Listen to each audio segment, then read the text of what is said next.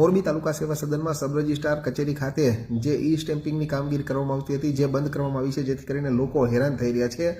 જાણવા મળતી વિગત પ્રમાણે ઈ સ્ટેમ્પિંગની કામગીરી છેલ્લા ઘણા સમયથી મોરબીની સબ રજિસ્ટ્રાર કચેરી પાસે રૂમ ફાળવવામાં આવ્યો હતો, ત્યાં કરવામાં આવતી હતી। જો કે સબ રજિસ્ટ્રાર કચેરીનું રિનોવેશન કરવામાં આવ્યા બાદ જે જગ્યા એજન્સીને ફાળવવામાં આવી હતી તે રૂમ તેને ફાળવવામાં આવ્યો નથી, જેથી 6-7 મહિનાથી ઈ સ્ટેમ્પિંગની કામગીરી સબ રજિસ્ટ્રાર કચેરી ખાતે બંધ થયેલ છે, જેથી કરીને સ્ટેમ્પ લેવા માટે લોકોને હેરાન થવું પડે છે। આટલું જ નહીં પરંતુ ખાનગીમાં બીજી જગ્યાએ ઈ સ્ટેમ્પ લેવા માટે જાય છે ત્યારે સ્ટેમ્પની મૂળ રકમ કરતાં વધુ રકમ ચૂકવવી પડે છે, જેથી કરીને આ બાબતે સામાજિક કાર્યકર દ્વારા કલેક્ટરને રજૂઆત પણ કરવામાં આવી હતી। જો કે હજુ સુધી ઈ સ્ટેમ્પિંગની કામગીરી સબ રજિસ્ટ્રાર કચેરી ખાતે શરૂ કરાઈ નથી।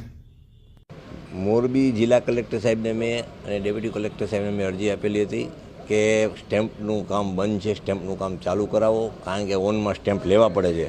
50 રૂપિયાના સ્ટેમ્પના 60-70 રૂપિયા 20 રૂપિયા લઈએ જ વધારે, તો આનેથી વધારે સ્ટેમ્પ હોય તો એને વધારે લઈએ।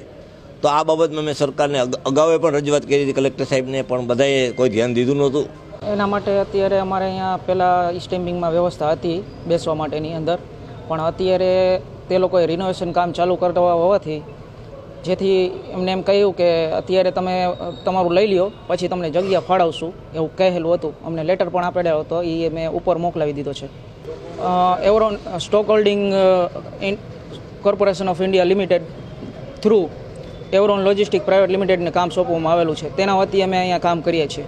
લોકોને બહુ હેરાનગતિ થાય છે અને વારે વારે બધાના ફોન આવે છે કે અમને 50વાળો સ્ટેમ્પ જોઈએ, 100વાળો સ્ટેમ્પ જોઈએ, તમે ભાઈ ક્યાં બેસો છો, એવું બધું પૂછવામાં આવે છે। આપે જે વાત કરી એ મુજબ મને ડાયરેક્ટલી કોઈ અરજદાર દ્વારા અથવા બીજા કોઈ વ્યક્તિ દ્વારા કોઈ ફરિયાદ આવી ડાયરેક્ટ મળેલી નથી, પણ આપના દ્વારા જે રજૂઆત કરવામાં આવી છે એ બાબત અમારા ધ્યાને લાવવામાં આવી છે અને જો એ બાબતમાં અમે સતત તપાસ કરીશું અને જો સ્ટેમ્પ વેન્ડર વધારે રૂપિયા લેતા હશે જે સ્ટેમ્પ ની ખરીદી કિંમત કરતાં, તો અમે ચોક્કસ એના ઉપર તપાસ કરીને એના ઉપર એને બ્લેકલિસ્ટ કરવાની કાર્યવાહી કરીશું।